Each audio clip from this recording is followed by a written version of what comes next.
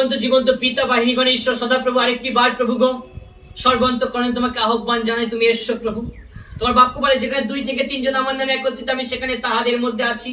আমি বিশ্বাস করি পিতা তুমি আমাদের নিকটবর্তী ঈশ্বর, তুমি আমাদের মধ্যে উপস্থিত প্রভু। তুমি এসো প্রভু, হে সত্যের আত্মা, তুমি এসো আমাদের কাছে পিতা। তোমার সেই পবিত্র বাক্যের মাধ্যমে যেন আরেকটি বার প্রভু গো তোমার সঙ্গে গমনাগমন করতে পারি, আরেকটি বার প্রভু বাক্যের মাধ্যমে যেন প্রভু তোমাকে আস্বাদন করতে পারি প্রভু। তোমার বাক্য বলে মনুষ্য উঠতে বাঁচে না, কিন্তু ঈশ্বরের মুখে যে বাক্য নির্গত হয় তাহাতেই বাঁচে। আমরা বাঁচতে চাই প্রভু, তোমার বাক্যেতে নতুন জীবন পেতে চাই প্রভু। তুমি আশীর্বাদ করো, আমাদের সহবর্তী হও। শুনলে বৃত্তি তাই তোমাকে ধন্যবাদ, ধন্যবাদের সহিত প্রার্থনা প্রভু যিশুর নামেতে চাই, আমেন। আজকে আমার প্রচারের টাইটেল প্রতিজ্ঞা। Hallelujah, hallelujah.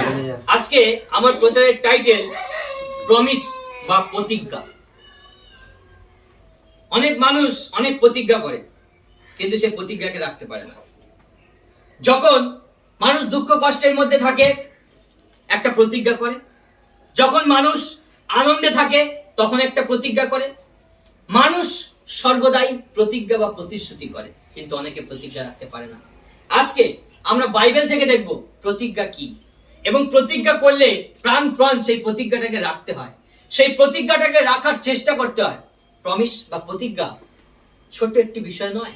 আপনি যখন কাউকে প্রতিজ্ঞা করছেন, আপনি যখন কাউকে প্রমিস করছেন, উচিত সেই প্রতিজ্ঞা বা প্রমিসকে অ্যাক্টিভ করা, উচিত সেই প্রতিজ্ঞা বা প্রমিসকে প্রাণপণ রাখার চেষ্টা করা। আর যদি আপনি প্রতিজ্ঞা রাখতে না পারেন, যদি আপনি প্রমিস করে সেটা রাখতে না পারেন, সেটা না করাই ভালো। প্রতিজ্ঞা যদি করেন, সেই প্রতিজ্ঞাটা রাখা উচিত, সেই প্রমিসটা রাখা উচিত। আমরা দেখি 2 শমূয়েল তার 9 অধ্যায় 1 থেকে 13 পদ।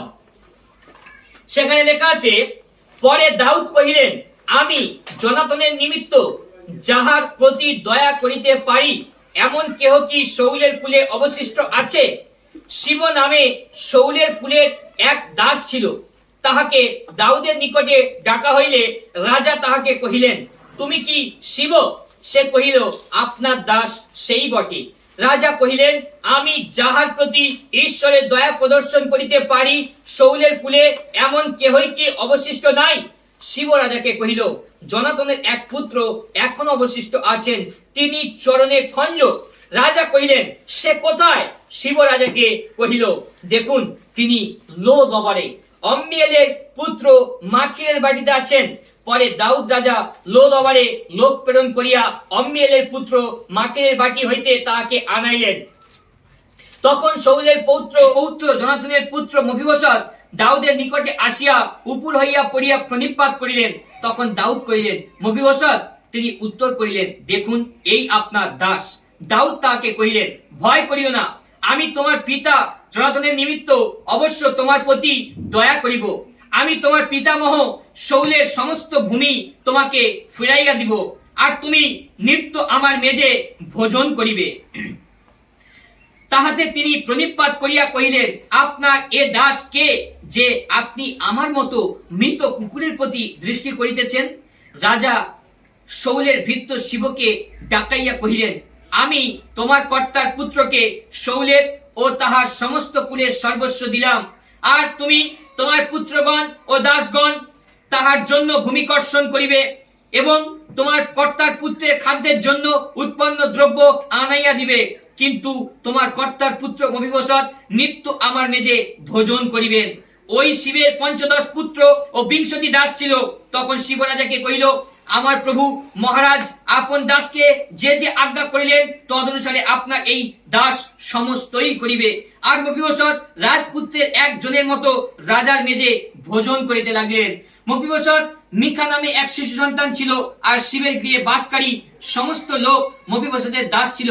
মফিবোশত জেরুসালেমে বাস করিলেন, কেননা তিনি নিত্য নিত্য রাজার মেজে ভোজন করিতেন, তিনি উভয় চরণে খঞ্জ ছিলেন। Amen, amen. এখানে রাজা দাউদ জনাথনের সঙ্গে একটা প্রতিজ্ঞা করেছিল। রাজা দাউদ জনাথনের সঙ্গে একটা চুক্তি করেছিল। যখন তাদের মধ্যে বন্ধুত্ব হয়েছিল, দাউদ এবং জনাথনের মধ্যে যখন বন্ধুত্বের সম্পর্ক হয়েছিল, আর তখন রাজা দাউদ এবং জনাথন একে অপরের সঙ্গে একটা কমিটমেন্ট বা চুক্তি করেছিল। যে আমি যদি না থাকি আমার আমার কুলের প্রতি দয়া করতে তুমি কখনো ভুলে যাবে না। আর রাজা দাউদও যেমন জনাথনকে এই প্রতিশ্রুতি এই প্রতিজ্ঞা দিয়েছিল, তদ্রূপভাবে জনাথনও একই প্রতিজ্ঞা করেছিল, যদি আমরা কখনো মারা যাই, যদি যুদ্ধে আমি হত হই, আমি না থাকি, আমার কুলের প্রতি দয়া করতে তুমি কখনো ভুলে যেও না। আর এইভাবে জনাথন এবং দাউদ একে অপরের সঙ্গে প্রতিজ্ঞা করেছিল। কিন্তু জনাথন যখন মারা গেছে আর রাজা দাউদ তখন খুঁজছে, কোথায় জনাথনের কুলে কেউ কি অবশিষ্ট আছে যাকে আমি দয়া করিতে পারি, যাহার প্রতি আমি করুণা করিতে পারি, যাকে আমি ঈশ্বরের দয়া দেখাতে পারি, কেউ কি অবশিষ্ট আছে? আর শিব নামে সেই দাসকে ডেকে পাঠানো হলো এবং শিব নামে সেই দাস এসে বলছে, হ্যাঁ প্রভু আছে, রাজা আছে, এমন একজন আছে, জনাথনের পুত্র মফিবোশত, সে উভয় চরণে খঞ্জ আর সে লোদবারেতে পড়ে রয়েছে। বলছে যাও তাকে ডেকে আনো, আমি তার প্রতি দয়া করতে চাই। আর তাকে ডেকে আনা হলো এবং এবং রাজা দাউদের সঙ্গে সে এক টেবিলে খাওয়ার সুযোগ পেলেন এবং তার সমস্ত হারিয়ে যাওয়া সম্পত্তি রাজা দাউদ তাকে ফিরিয়ে দিলেন। এটাই হলো সম্পূর্ণ স্টোরি। আর এর ওপর থেকে আজকে আমরা প্রচারকে শুনবো। হালেলুয়া। যদি দেখি ইসরায়েলের প্রথম রাজা শাউল, কিন্তু রাজা শাউল ঈশ্বরের অবাধ্য হয়েছিল, তাই ঈশ্বর তাকে সিংহাসনচ্যুত করেছিলেন। রাজা শাউল হলো ইসরায়েলের প্রথম রাজা। যখন ইসরায়েল জাতি ঈশ্বরের কাছে রাজা চেয়েছিল, তখন শাউলকে ঈশ্বর রাজা হিসাবে ইসরায়েল জাতির উপরে অভিষেক করেছিলেন। শমূয়েলের মাধ্যমে শাউলকে রাজা হিসাবে দিয়েছিলেন। আর এই শাউল তিনি ছিলেন স্বেচ্ছাচারী।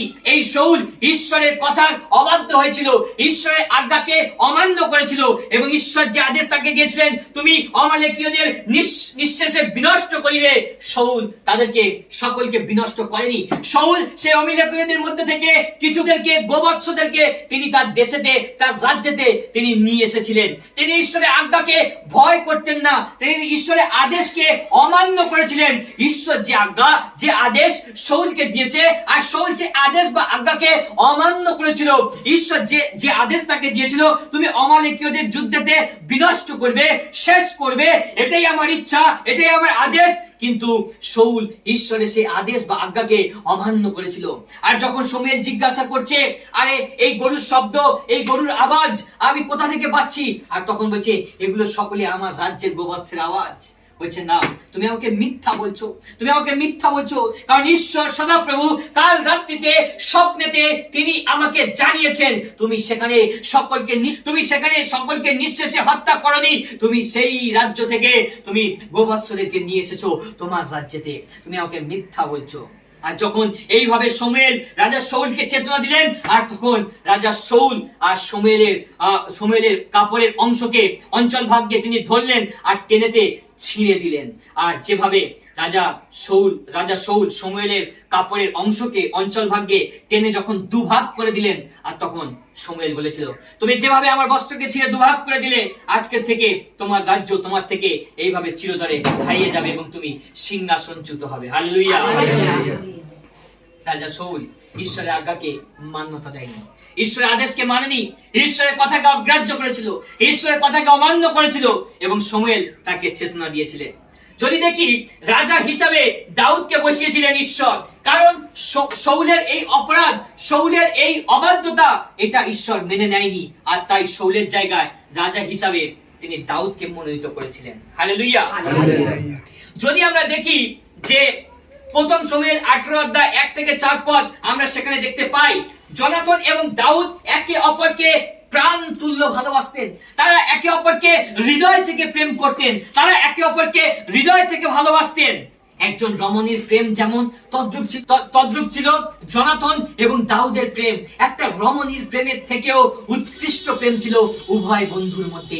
তারা একে অপরকে প্রাণ তুল্য ভালোবাসতো, একে অপরকে সর্বদাই সম্মান করত, সমাদর করত এবং সর্বদাই একে অপরের সঙ্গে প্রাণ তুল্য প্রেমেতে আবদ্ধ থাকতো। তাদের মধ্যে একটা ঘনিষ্ঠ বন্ধুত্বের সম্পর্ক ছিল জনাথন এবং দাউদের মধ্যে। যতবার শাউল রাজা দাউদকে হত্যা করার চেষ্টা করেছে, ততবারই শাউলের পুত্র জনাথন আর রাজা দাউদকে রক্ষা করেছেন। তার কারণ ঈশ্বরের অ্যানয়েন্টিং, ঈশ্বরের অভিষেক ছিল রাজা দাউদের প্রতি। আর রাজা দাউদ যখন যুদ্ধে যেতেন, আর যুদ্ধে গিয়ে যখন তিনি জয়লাভ করে ফিরেছেন, আর তখন রাজ্যবাসী বলছে শাউল মারে হাজার হাজার আর দাউদ মারে অযুত অযুত। আর যখন এই রব তারা তুলেছে জনসাধারণ, আর তখন শাউল রাগান্বিত হয়ে গেছে, রাজা দাউদকে হত্যা করার জন্য তিনি বারবার চেষ্টা করছেন।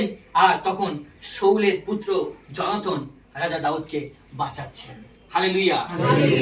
এটা একটা প্রেম, এটা একটা বন্ধুত্ব, যে পিতা যে শত্রুকে হত্যা করার জন্য খুঁজে বেড়াচ্ছে আর সেই শত্রুকে রক্ষা করছে তারই পুত্র জনাথন। এটা একটা প্রেম, এটা একটা বন্ধুত্ব, এটা একটি প্রতিজ্ঞা, আর যেটা জনাথন এবং দাউদের মধ্যে হয়েছিল। এবং জনাথন দাউদকে বলেছিল যে আমি যেমন বারবার তোমার প্রাণকে রক্ষা করছি, আমি যেমন বারবার তোমাকে সুরক্ষা দিচ্ছি, যদি আমি কখনো না থাকি তাহলে তুমি আমার বংশের প্রতি, আমার কুলের প্রতি দয়া করতে কখনো ভুলে যেও না। এইভাবে তারা একে অপরের সঙ্গে চুক্তি বা প্রতিজ্ঞা করেছিল। ঘটনাক্রমে যখন জনাথন মারা যায় যুদ্ধেতে, আর তখন রাজা দাউদ খুঁজছে জনাথনের কুলে কেউ কি অবশিষ্ট আছে যার প্রতি আমি দয়া করতে পারি, যার প্রতি আমি করুণা করতে পারি, যার প্রতি আমি ঈশ্বরের প্রেমকে প্রদর্শন করতে পারি। আর ঈশ্বর খুঁজছেন জনাথনের কুলে কে অবশিষ্ট আছে, আর তিনি খুঁজে পেয়েছেন। শিব নামে সেই দাসকে ডেকে পাঠিয়েছেন, আর শিব নামে সেই দাস এসে বলছে আছে আছে রাজা আছে। তিনি লোদবারেতে রয়েছে। লোদবার কথার অর্থ হলো অনুর্বর ভূমি, আর তিনি লোদবারেতে আছে, তিনি উভয় চরণে খঞ্জ। খ্রিস্টতে আমার প্রিয়জন, যখন আমরা কারোর সাথে প্রতিজ্ঞা করি, আমাদের উচিত সেই প্রমিস বা সেই প্রতিজ্ঞাকে রাখা। ঈশ্বর আব্রাহামের সঙ্গে প্রতিজ্ঞা করেছিলেন। আদি পুস্তক 12 অধ্যায় 3 পদে আমরা দেখতে পাই ঈশ্বর আব্রাহামের সঙ্গে একটা প্রতিজ্ঞা করেছিলেন যে তোমাকে আশীর্বাদ করবে, আমি তাকে আশীর্বাদ করব। এটা একটা কমিটমেন্ট, এটা একটা চুক্তি, এটা একটা প্রতিজ্ঞা যেটা বংশ পরম্পরায় চলতে থাকবে। আর এই প্রতিজ্ঞাকে ঈশ্বর রক্ষা করেছেন, এবং ঈশ্বর এটা রক্ষা করেছেন যে আমি তোমার বংশকে আকাশের তারার ন্যায় বৃদ্ধি করব, সমুদ্রে বালুকার ন্যায় বৃদ্ধি করব। আর ঈশ্বর যে আব্রাহামের সঙ্গে যে চুক্তি করেছে, ঈশ্বর তাকে সন্তান দিয়ে আশীর্বাদ করেছে। যখন 100 বছর বয়স, তখন আব্রাহাম পিতা হওয়ার আনন্দকে অনুভব করেছে। হালেলুয়া। ঈশ্বর যদি আমাদের সঙ্গে প্রতিজ্ঞা করেন, ঈশ্বর যদি আমাদের সঙ্গে চুক্তি করেন, তিনি প্রাণপণ চেষ্টা করেন সেই চুক্তি বা সেই প্রতিজ্ঞাকে রাখতে। কিন্তু আমরা মানুষ হিসাবে সেই প্রতিজ্ঞাকে রাখতে পারি না। কিন্তু ঈশ্বর আব্রাহামের সঙ্গে যে চুক্তি, যে প্রতিজ্ঞা করেছেন, তিনি আজও সেই চুক্তি বা প্রতিজ্ঞাকে রেখেছেন। আমরা যদি আব্রাহামকে আশীর্বাদ করি, আমরাও সেই একই আশীর্বাদকে আমাদের জীবনে লাভ করতে পারি। সারা সে তার ধৈর্যকে হারিয়ে ফেলেছে। সারা সে ভাবছে এত বছর বয়স, এখন কি আমার পক্ষে সন্তানের জন্ম দেওয়া সক্ষম? আমি কি পারবো সন্তানের জন্ম দিতে?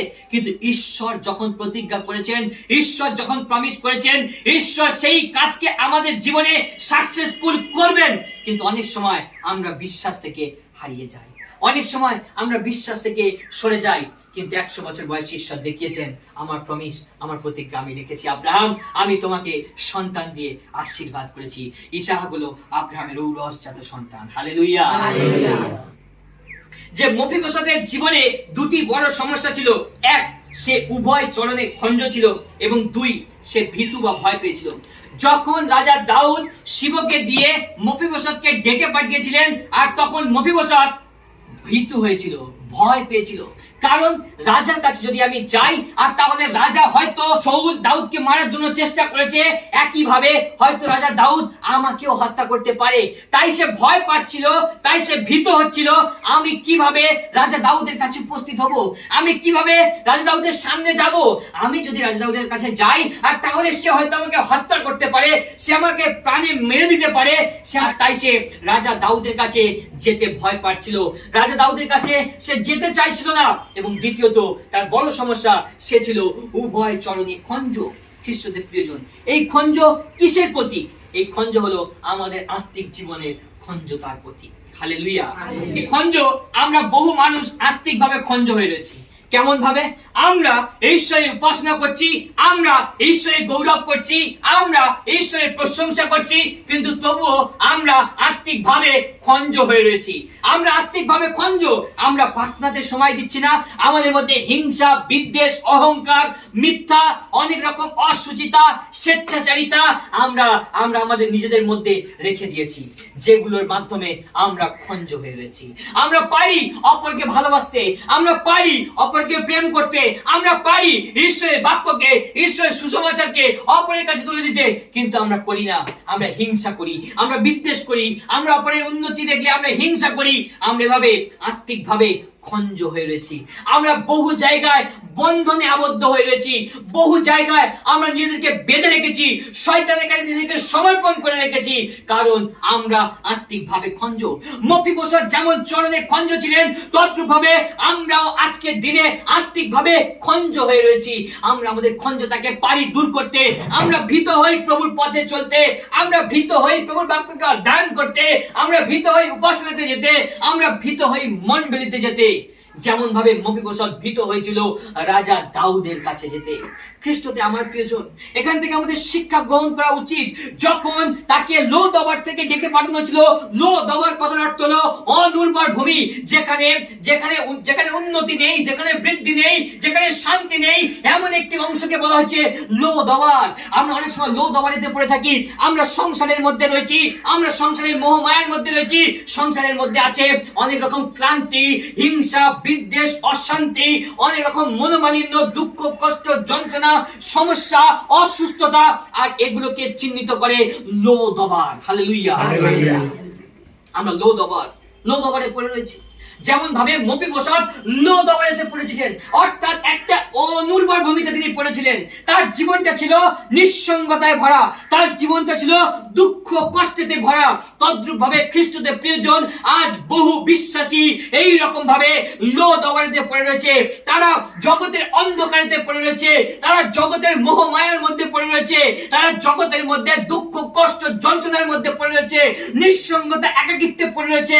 তারা জগৎকে নিয়ে মেতে আছে, অর্থাৎ তারা লো দবারের মধ্যে পড়ে রয়েছে, যেমন ভাবে মফিবোশত ছিলেন। শিব হলো সেই দাস, আর যার মাধ্যমে রাজা দাউদ আর মফিবোশতকে ডেকে এনেছিলেন।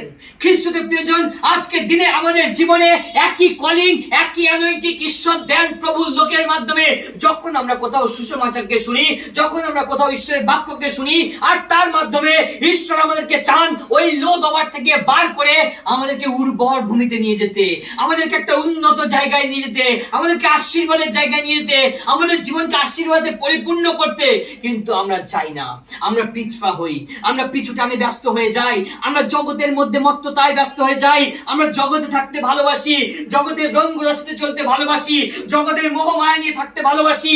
আমরা লো দবারেতে সেটব্যাক করতে থাকি না। খ্রিস্টদের প্রিয়জন, আজকে যদি আপনাকে ডাকা হয়েছে, আপনি বেরিয়ে আসুন অনুর্বর ভূমি থেকে, আপনি বেরিয়ে আসুন লো দবার থেকে, আর চলুন একটি উর্বর ভূমিতে ঈশ্বরের কাছে। হালেলুয়া।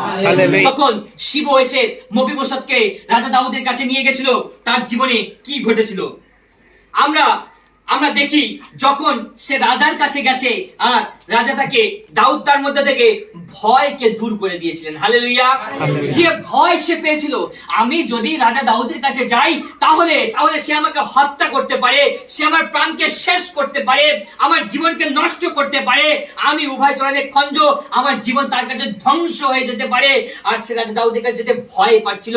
কিন্তু যখন শিব তাকে ডাকলো, যখন শিব তাকে আনলো, আর রাজা দাউদের ডাকেতে যখন সাড়া দিলেন, আর তিনি ওই লো দবারকে ত্যাগ করে রাজা দাউদের গৃহে এলেন, রাজা দাউদের রাজপ্রাসাদে এলেন, আর রাজা দাউদ তার মধ্যে থেকে প্রথম যেটা করেছিল, তার মধ্যে থেকে ভয়কে দূর করে দিয়েছিলেন। হালেলুয়া। আমরা অনেক সময় ভীত সন্ত্রস্ত হয়ে থাকি। আমরা ঈশ্বরের সেবা করতে গিয়ে, আমরা ঈশ্বরের সুসমাচার প্রচার করতে গিয়ে, আমরা ঈশ্বরের রাজ্যের কাজ করতে গিয়ে, আমরা পরিবারের মধ্যে, সংসারের মধ্যে ঈশ্বরের উপাসনাতে যেতে গিয়ে আমরা ভয় পাই। কিন্তু খ্রিস্টদের প্রিয়জন, আপনি যখন ঈশ্বরের ডাকে সাড়া দেবেন, আপনি যখন ঈশ্বরের গৃহে উপস্থিত হবেন, আপনার মধ্য থেকে ঈশ্বর সবার প্রথমে ভয়কে দূর করে দেবেন। হালেলুয়া। হালেলুয়া। ভয়কে দূর করে দেবেন। আপনি বেরিয়ে আসুন লোদ হওয়ার থেকে এবং ভয়কে জয় করুন। ঈশ্বর আমাদেরকে ভীরুতার আত্মা দেননি, কিন্তু শক্তি, প্রেম এবং সাহসের আত্মা দিয়েছেন। আমাদের উচিত সাহস করা এবং লোদ হওয়ার থেকে বেরিয়ে আসা আর ঈশ্বরের আশীর্বাদকে লাভ করা।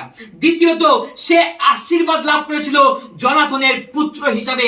যখন সে লোদ হওয়ার থেকে বেরিয়ে এসেছিল, তখন রাজা দাউদ যে তার পিতা জনাথনের সঙ্গে যে প্রতিজ্ঞা করেছিল, যে প্রমিস করেছিল, আর সেই প্রতিজ্ঞার আশীর্বাদ সে লাভ করেছিল। মফিবোশাত হলো জনাথনের পুত্র, এবং জনাথনের সঙ্গে দাউদ যে প্রতিজ্ঞা বা যে চুক্তি করেছে, আমি তোমার বংশের প্রতি দয়া করব, আমি তোমার কুলের প্রতি দয়া করব, তুমি যদি থাকো আর না থাকো, আমি তোমার কুলের প্রতি দয়া করতে কখনো ভুলে যাব না। আমি সর্বদাই এই প্রতিজ্ঞাকে মনে রাখবো এবং আমি তোমার বংশকে আশীর্বাদ করব, আমি তোমার বংশকে দয়া করব, আমি তোমার বংশের উপরে করুণা করব। এই যে প্রতিজ্ঞা জনাথন এবং দাউদ করেছিল, আর যখন মফিবোশাত রাজা দাউদের কাছে এলেন, আর তখন দাউদের স্মরণ হলো, আমি প্রতিজ্ঞা করেছি, আমি চুক্তি করেছি, আমি জনাথনের পুত্রকে আশীর্বাদ করব, আমি চুক্তি করেছি, আমি জনাথনের কুলের লোক যদি কেউ বেঁচে থাকে তাকে দয়া করব। তাহলে এটাই সেই সময়, এটাই সেই সুযোগ, আর এই সুযোগে আমার উচিত তাকে দয়া করা। আর তাই রাজা দাউদ জনাথনের প্রতি দয়া দেখালেন। হালেলুয়া। খ্রিস্টদের প্রিয়জন, একইভাবে ঈশ্বর চান আমাদেরকে আশীর্বাদ করতে, ঈশ্বর চান আমাদেরকে দয়া দেখাতে, ঈশ্বর চান আমাদেরকে করুণা করতে, কারণ ঈশ্বর প্রতিজ্ঞাবদ্ধ। যদি কেউ আব্রাহামকে আশীর্বাদ করে, সে আশীর্বাদ পাবে। যদি কেউ আমার পুত্র যিশু নামে আমার কাছে কিছু যাচনা করে, আমি তাকে দেব। এটা ঈশ্বর প্রতিজ্ঞা করেছেন আমাদের সঙ্গে। ঈশ্বরের বাক্য সত্য, কারণ ঈশ্বর তার বাক্যে প্রতিজ্ঞাবদ্ধ। আদিতে বাক্য ছিল, যোহন 1:1 বলছে, আদিতে বাক্য ছিল, বাক্য ঈশ্বরের কাছে ছিল এবং সেই বাক্য ঈশ্বর ছিলেন। হালেলুয়া। ঈশ্বরের বাক্য সত্য, ঈশ্বর প্রতিজ্ঞাবদ্ধ। তিনি আমাদেরকে দয়া করতে চান, তিনি আমাদেরকে করুণা করতে চান, তিনি আমাদেরকে আশীর্বাদ করতে চান। কিন্তু অনেক সময় আমরা এরকম লোদ অবরাতে নিজেদেরকে বন্দি করে রাখি, আমরা লোদ অবরাতে নিজেদেরকে আটকে রাখি, আমরা অনুর্বর ভূমিতে পড়ে থাকি, আমরা জগতের মোহ মায়ার মধ্যে পড়ে থাকি, আর সেখান থেকেই আমরা আমাদের জীবনকে লিড করতে থাকি। কিন্তু খ্রিস্টদের প্রিয়জন, ঈশ্বর যে তার সুসমাচার আপনাকে দিয়েছেন, কোন বিশ্বাসীর মাধ্যমে যদি ঈশ্বর আপনাকে অনুপ্রেরণা দিয়েছেন, আপনি বেরিয়ে আসুন লোদবার থেকে এবং ঈশ্বরের আশীর্বাদে আপনি পরিপূর্ণ হয়ে যান। হালেলুয়া। যদি দেখি 3 নম্বর পয়েন্ট, সে তার হারানো সম্পদ ফিরে পেয়েছিল। খ্রিস্টদের প্রিয়জন, যখন মফিবোশাত রাজা দাউদের কাছে উপস্থিত হয়েছে, আর জনাথনের কাছ থেকে যে সম্পদ রাজা দাউদ নিয়েছিলেন, আর তাকে ফিরিয়ে দিলেন। খ্রিস্টদের প্রিয়জন, যেমন ভাবে মফিবোশাত তার সমস্ত হারানো সম্পদগুলো রাজা দাউদের কাছে আসার পরে ফিরে পেয়েছিল, তদ্রূপ ভাবে আমরাও পারি আমাদের জীবনে যা কিছু প্রাপ্য আর তা ফিরে পেতে। অনেক সময় আমাদের জীবনে প্রাপ্য যা আমাদের জীবন থেকে হারিয়ে গেছে, হতে পারে আজকে আমরা নিঃসঙ্গতায় রয়েছি, কিন্তু আমাদের জীবনে আমাদের সঙ্গিনী প্রাপ্য। ঈশ্বর চান আজকে আমাদেরকে সেই সঙ্গিনী ফিরিয়ে দিতে। আমরা পাবো যা কিছু আমাদের সম্পদ, আর তা তিনি আমাদেরকে ফিরিয়ে দেবেন আমরা যখন এই লোদ অবারকে ত্যাগ করে প্রভুর শরণাপন্ন হব।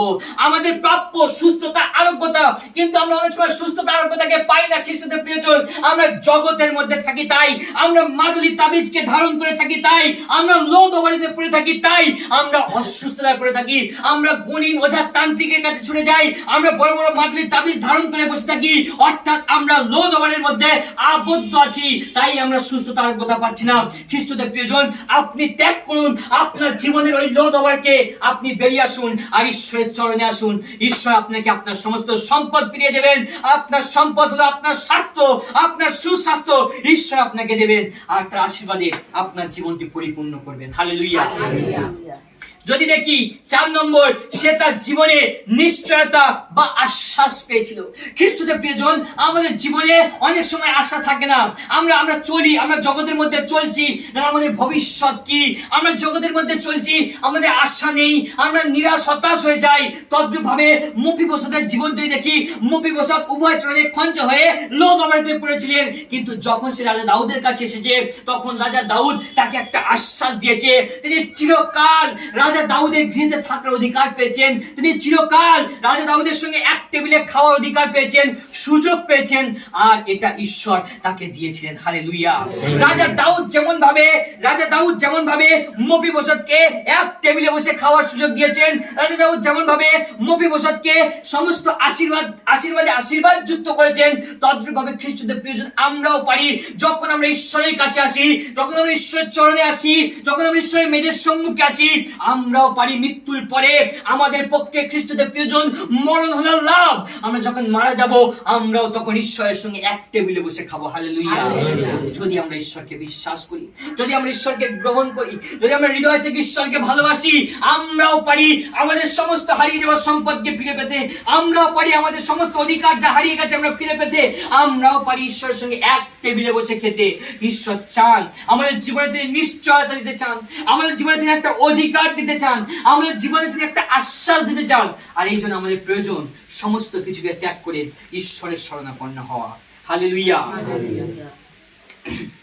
5 নম্বর পয়েন্ট, সে রাজার সন্তান বা পুত্র হওয়ার অধিকার পেল।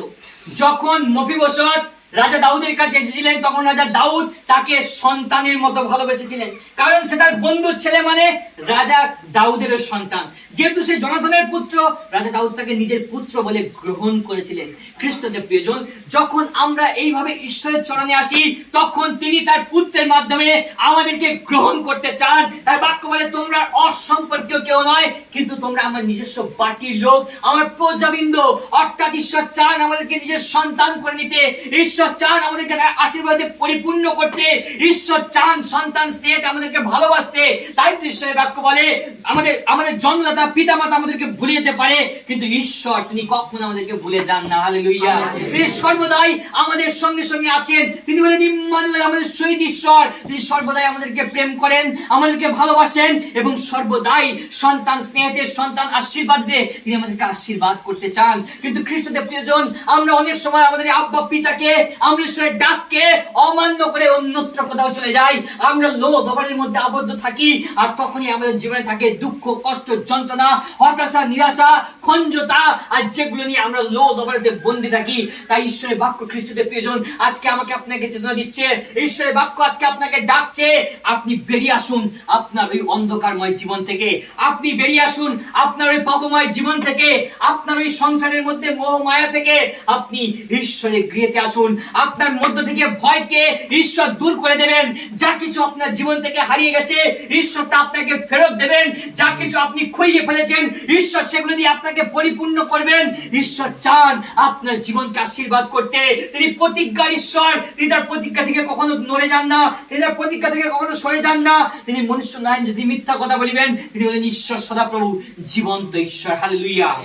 খ্রিস্টদের প্রিয়জন, আসুন ঈশ্বরের চরণে ঈশ্বরের প্রেমকে রিয়েলাইজ করুন। হালেলুয়া। জেরুসালেম হলো শান্তির নগর, আর সে সেখানে থাকার সুযোগ পেয়েছিল। জেরুসালেমে থাকার সুযোগ পেয়েছিল মফিবোশত, তার কারণ সে শান্তিকে অনুভব করেছিল।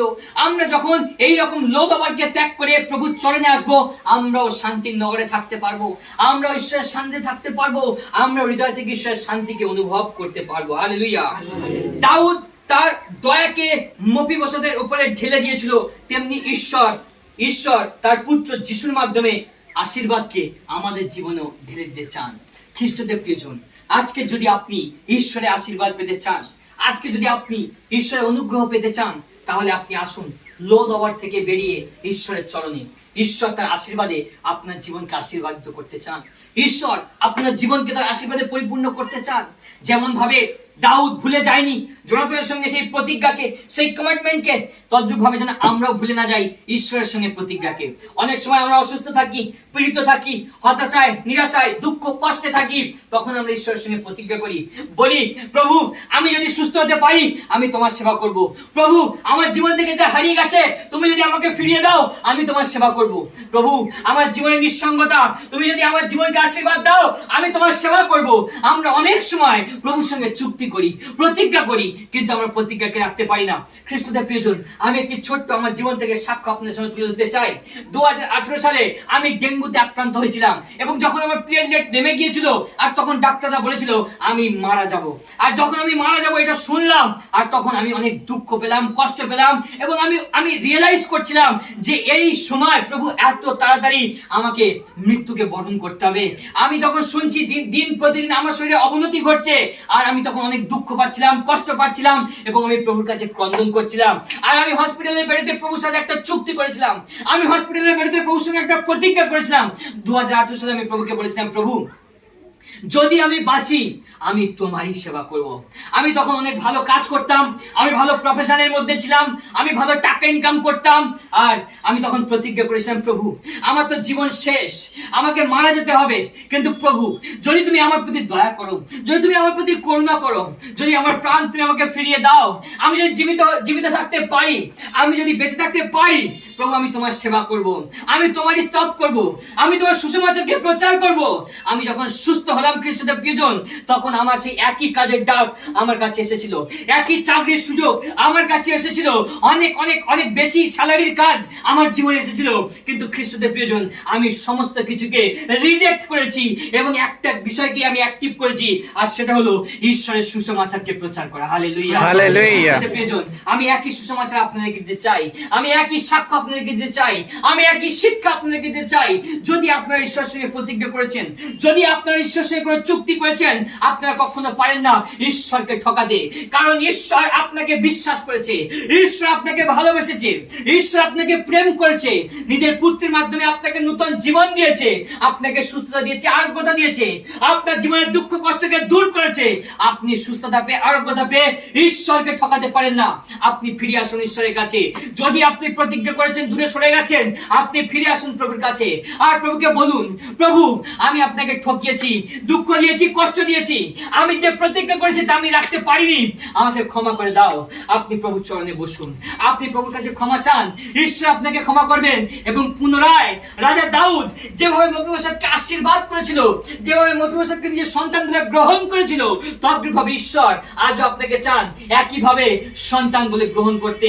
আজও ঈশ্বর চান একইভাবে আপনাকে ঈশ্বরের আশীর্বাদে পরিপূর্ণ করতে। আপনি ফিরে আসুন, এবং ঈশ্বরের সঙ্গে যে প্রতিজ্ঞা বা চুক্তি করেছেন, আপনি প্রতিজ্ঞা থেকে সরে যাবেন না, একইভাবে প্রতিজ্ঞাকে রাখুন। যেভাবে দাউদ জোনাথনের সঙ্গে যে প্রতিজ্ঞা করেছিল, সেই প্রতিজ্ঞাকে অ্যাক্টিভ করেছিল, আপনিও সেই প্রতিজ্ঞাকে মনে রাখুন, এবং সেই প্রতিজ্ঞাকে অ্যাক্টিভ করুন আপনার জীবনে। ঈশ্বর তার পবিত্র বাক্যের প্রতি প্রত্যেকজনকে আশীর্বাদ করুন। হালেলুয়া।